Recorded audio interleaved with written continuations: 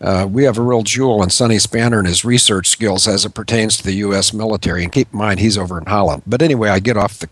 You asked me for the 6 items, and the 6 items are the Boeing uninterruptible autopilot, the QRS-11 gyro chip, which will come back to haunt Hillary Thunderthighs, the KU band communications, and the KU band communications from a passenger standpoint allows you to do emails and have interactive entertainment crossing the Atlantic from the perverts such as the Ghoul Gals at 1950 Old Gallows Road in Vienna, Virginia, where my sister works, and Courtney Banks works, and Lynn Sherlock works, and probably the most horrendously ugly woman, J.M. Cohen, works. I don't know if they're going to like that email I sent out today. But anyway, the KU band is how they might allow a private hit on an airliner if it could simultaneously silence a whistleblower or a troublemaker, and I'm both, I guess, and also generate some incredible reinsurance revenues because they get 10 to 1 for everybody they kill. It's called money laundering and murder. But I digress. Smacksonic insulation, let's spell it for you. And I'll put these up too in the chat room here momentarily. Smacksonic is spelled SMACSONIC, and it is a brand name, not a generic name. It's a brand name for a thermal, vibrational, and sound insulation that looks exactly like aviation insulation should look, except for this stuff, when detonated by a KU band trigger, detonates and goes from 72 degrees Fahrenheit, which is roughly the ambient temperature in the cabin of an airliner that's being flown by some people that know what's going on, which eliminates quite a lot of people, by the way, because nobody in the world should be flying a digital cockpit airliner unless they're sure there's not the Strangler suite deployed. And by the way, according to Boeing, the Strangler suite is deployed on 100% of the airliners in the world as of 2009. That's 3 years ago. Okay, those are the easy ones. And to recap, the easy ones are the BUAP, QRS-11, Smacksonic, KU band. The 2 difficult ones that start with F are the FBCA, which is the Federal Bridge Certification Authority, which, by the way, Citibank and Wells Fargo were in the loop on the morning of 9/11, and that loop is going to draw around the neck of Warren Fatboy Buttocks because he was hosting a victory party at Offutt Air Force Base on the morning of 9/11, and somebody imputed a 41-minute delay in Jason Dahl's flight United 93, which allowed it to not make it to the Capitol in time to kill off the real government and turn it over to the shadow government. And I would say the 2 biggest players in the shadow government would have been my own sister and Hillary Clinton, and a couple of the bit players would have been the textile degree University of North Carolina or North Carolina State knighted general, whose name is Henry Shelton.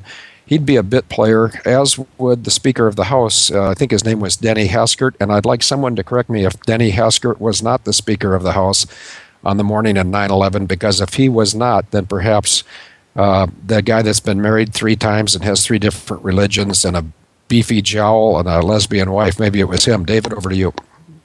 Yeah, thanks, Field. And then the other device is the FADEC, right? You always have to humiliate me by talking to me when I have my mic off. So yes, the other one's FADEC, full authority digital engine control, and this is how they have ended these flights early. And I can't give you all the flights, but Air Africa, and this is a significant, Air Africa, and I can't pronounce it, I can't spell it, but it's the second biggest airline in Libya, and they had their flight 771 go down in May of 2010, I believe. And believe it or not, and I'm telling you the truth, and I can document it, I think, pretty sure I can, especially if somebody emails me, fieldmcc@yahoo.com. I was over in Crawley, England, which is by the Gatwick Airport, and I had been summoned by Air Africa.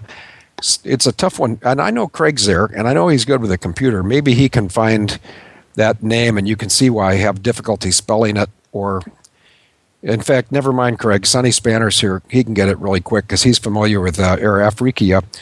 771. It landed short, which means crashed, in Libya, and less than a month later, I'm over in Crawley being interviewed by Air Africa to have a pilot job with them, which I really didn't want, although I'd love to have gone to Libya since it was soon to be on the world stage, thanks to Arab Spring, Fat Boy Stephen Harper, who sent ham-fisted helo pilot named Charles Bouchard, who was Maurice Burrill's Girl Friday on 9/11, and these despicable misfits. In fact, speaking of despicable, they know their time is numbered, David. Today, headline, just before the showtime, I see that the Taliban has said they're going to kill Prince Harry. Now, that would be very timely if you want to remove his DNA from review, or if you want to pay him back for getting caught naked in Las Vegas. But, the City of London bankers are not going to win this. And if I were them, I'd start lining up and bending over because they're going to get it. I answered your question now. I gave you the 4 easy ones. I gave you FBCA. I gave you FADEC, but I didn't say the other flight numbers. You can look up any of these flight numbers, and you can see the signature of FADEC engine failure all over it. Speedbird 38, Turkish 1951, Air Africa 771, Adam Air 574, Kenya Airways 507, Colgan 3407, Air France 447, American 77, American 11, United 93, and United 175. And you might say, how do you know that those airplanes all had the FADEC? Well, because it's installed equipment and everything I just rattled off. The problem for the airlines and the problems for passengers is, as far as I know, none of these airlines, not the ones I worked for, nor the ones that I volunteer, like the one in Libya, I told them I'd be much more valuable to them from a security standpoint than from a pilot standpoint, because you can teach a monkey to fly and you don't need a pilot in an airplane anymore. The pilots are just there as high-priced babysitters so the passengers can think that there's somebody up there with judgment and experience, which typically there's not. David, over to you.